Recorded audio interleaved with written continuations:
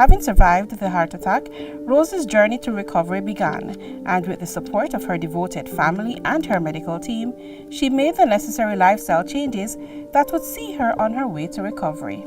And I started physiotherapy, and I went to the gym, and I started doing gym work, and I started the fight back. And by March, I was able to go and do a very first presentation. I think it was a workshop, an actor's workshop. And by the end of that year, I did a one-woman show, The Marilyn Story. Opening night was 3 hours on stage, me one. Doing The Marilyn Story.